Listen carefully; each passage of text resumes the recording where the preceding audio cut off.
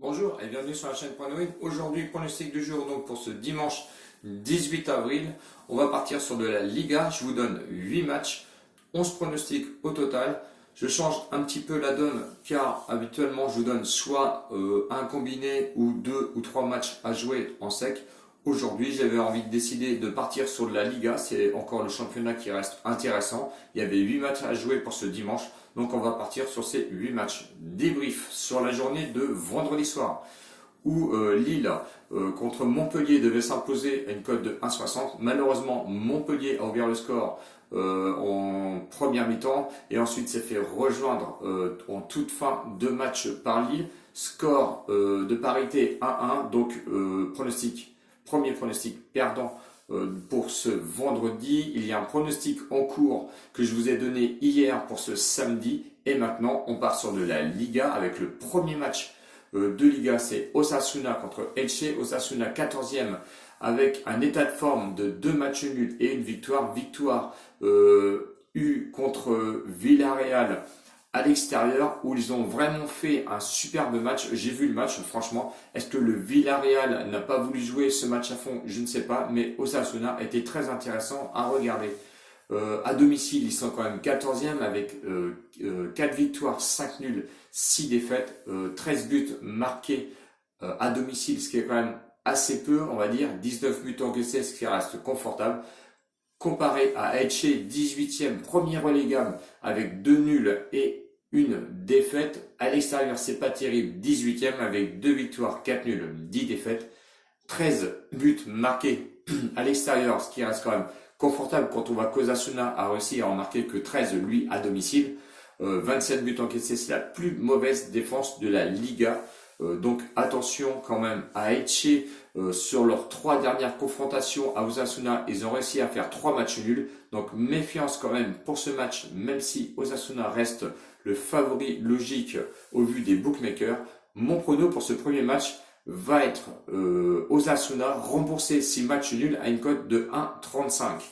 Real Sociedad, deuxième match, 5e avec un état de forme d'une victoire et 2 matchs nuls consécutifs qui va affronter Séville avec un nul et 2 victoires. Donc Séville est une équipe en forme. Real Sociedad, beaucoup d'absents, ce qui me dérange un petit peu d'ailleurs sur ce match. Beaucoup d'absents.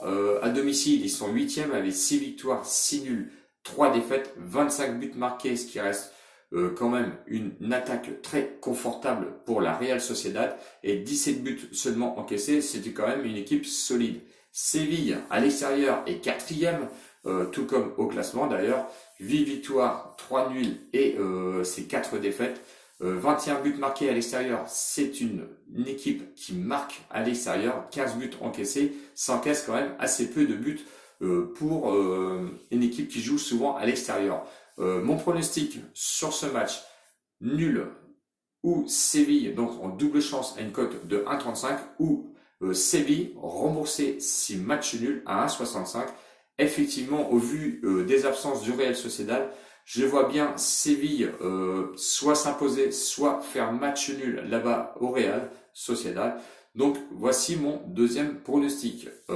J'ai oublié de vous dire que si vous n'êtes pas encore abonné à la chaîne, je vous invite à vous abonner, allez voir mes anciennes vidéos, voir mes perfs, il y a des hauts et des bas, effectivement. À me suivre aussi sur Telegram où je suis un peu plus présent et notamment au niveau du live.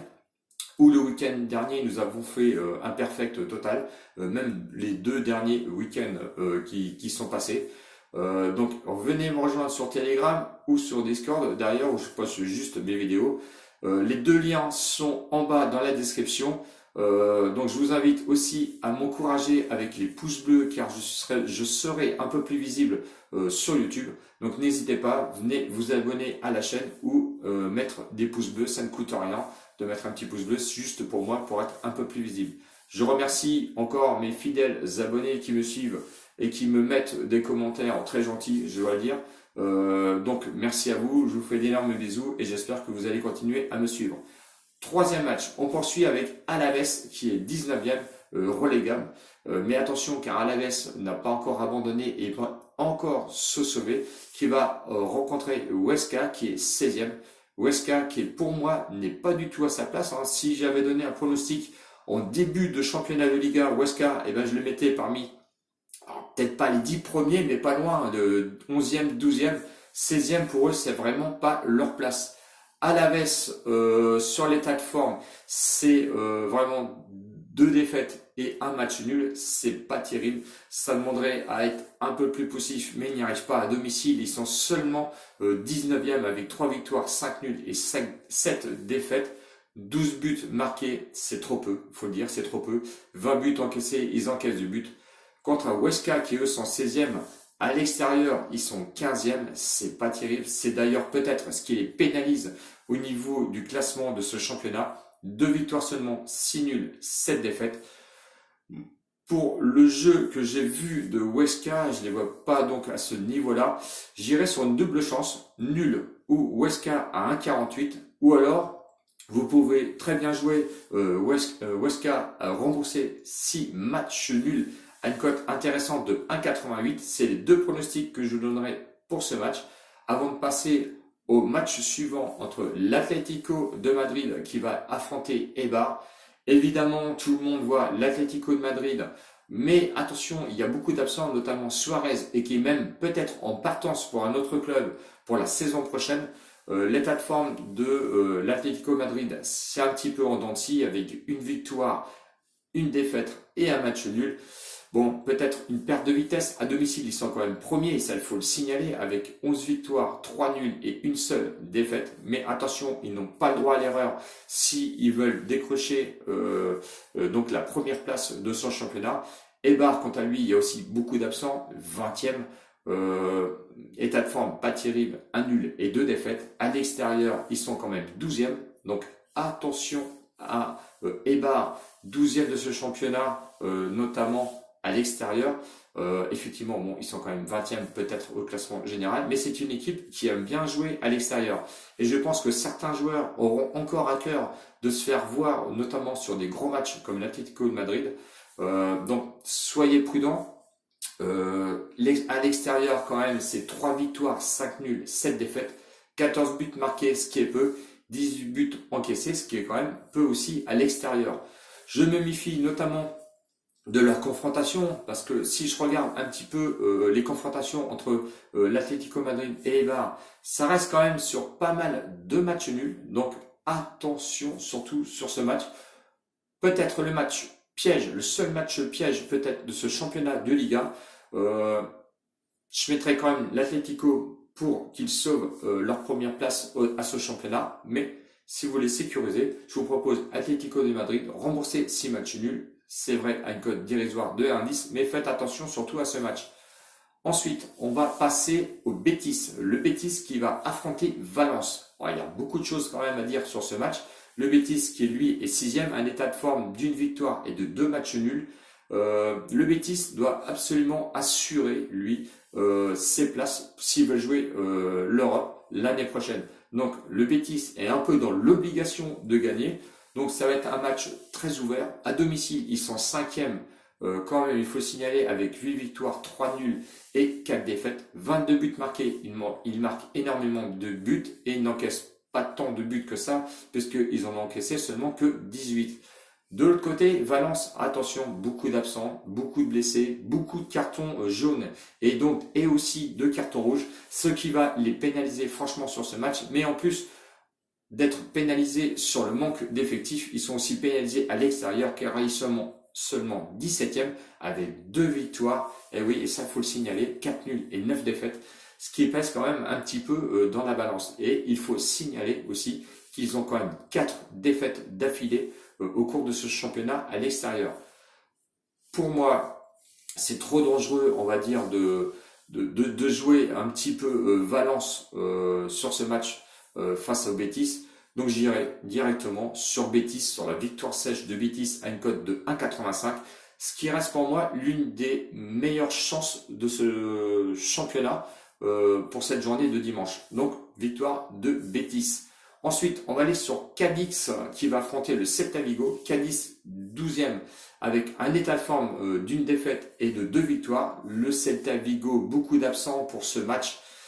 C'est un petit peu le match pas des mal classés, c'est pas vrai, mais attention à ce match car j'attends peut-être une surprise. Cadix à domicile, sont 16e, c'est pas terrible. 4 victoires, 4 nuls et 7 défaites. 14 buts marqués, ce qui est très peu pour cette équipe, et 23 buts encaissés. Du côté du Celta Vigo, à l'extérieur, ils sont 10e avec 3 victoires, 7 nuls et 5 défaites. 18 buts marqués, 22 buts encaissés. Mais je me méfie un petit peu des côtés, des deux côtés, alors pas de Cadix, mais de Celta Vigo, des absences. Je vois bien quand même ces deux équipes marquer, car ils ont besoin de jouer, ils ont besoin un petit peu de marquer aussi et de se relancer. Donc je vois les deux équipes qui marquent à une cote de 1,85. Match suivant, Retafe qui va affronter le fameux Real de Madrid. Retafe 15e avec 2 matchs nuls, une défaite consécutive. Le Real de Madrid, lui, reste quand même sur 3 victoires. Il est quand même deuxième de ce championnat. Est-ce que la Ligue des Champions va leur peser un petit peu dans les jambes? Et ils n'ont pas le choix de l'autre côté que de s'imposer s'ils veulent absolument décrocher la première place de ce championnat de Liga. Pour moi, Retafe à domicile, qui est quand même 13e avec 5 victoires, 3 nuls, ça reste un petit peu compliqué. 13 buts marqués seulement chez lui, mais 11 buts seulement encaissés pour cette équipe. C'est vraiment pas beaucoup de buts encaissés. Bon. Ensuite, on sait très bien que le Real de Madrid va faire face aux absences et aux matchs qu'ils ont joué quand même en Ligue des Champions. Bon, à l'extérieur, le Real reste premier tout de même avec 9 victoires, 5 nuls et 1 défaite. 26 buts marqués, 14 buts encaissés. Ça n'encaisse pas non plus beaucoup de buts. Difficile pour moi de départager une des deux équipes sur ce match. Je vais aller plus sur un buteur car Benzema a besoin de marquer s'il veut rejoindre Messi au classement des buteurs. Ils sont, je crois, qu'à 4 ou 5 longueurs d'écart l'un de l'autre. Donc j'irai sur Benzema, marqueur donc pour ce match, à une cote de 1,90. Cote très intéressante pour moi, je trouve. Donc Benzema, buteur. Et on va aller sur le dernier match, évidemment, entre Levante et Villarreal. Levante 9e avec un état de forme pas terrible puisqu'ils ont eu 2 défaites consécutives et leur dernier match, ils ont réussi quand même à s'imposer. À domicile, c'est 5 victoires, 7 nuls, 3 défaites. 21 buts marqués quand même, 19 buts encaissés. Ça reste une bonne équipe à domicile. Le Villarreal, lui, c'est l'état de forme, 2 victoires et 1 défaite. Donc comme je vous ai dit en tout début de vidéo, défaite contre Osasuna, où j'ai vraiment vu une équipe de Villarreal un petit peu dans le vide. Alors est-ce qu'ils avaient le match de la Ligue Europa un petit peu dans la tête? Je ne sais pas. J'ai trouvé une défense complètement percée, complètement un petit peu qui se jetait partout et vraiment pas stable. Donc c'est ce qui m'inquiète un petit peu contre Levante. À l'extérieur, ils sont quand même 6e avec 5 victoires, 7 nuls et seulement 3 défaites. 22 buts marqués, ils marquent beaucoup de buts à l'extérieur et 16 buts encaissés, ce qui reste vraiment très raisonnable. Donc, l'état de forme de Villarreal plus le match qu'ils ont subi en Ligue Europa, je ne sais franchement pas ce que ça va donner au niveau de ce match. Mais par contre, au niveau des paris, je vois bien les deux équipes qui marquent, car ils ont vraiment besoin de marquer, car rien n'est fini pour ces deux équipes-là, à une cote de 1,65. Et vous pouvez mettre aussi le plus 0,5 but de Levante, qui est à une cote de 1,32. Voilà, je vous ai donné quand même les 11 pronostics. On a vu 8 matchs, un petit peu, je vous ai décrit les 8 matchs. Donc j'espère que cette vidéo vous a aidé et vous a plu, notamment si vous aimez la Liga. Voilà, on a fait un résumé complet et global sur cette Liga. N'hésitez pas à venir nous rejoindre, à vous abonner, mettez les pouces et les commentaires si la vidéo vous a plu. On se rejoint certainement peut-être demain pour une prochaine vidéo si j'ai le temps. En attendant, abonnez-vous et à bientôt. Salut!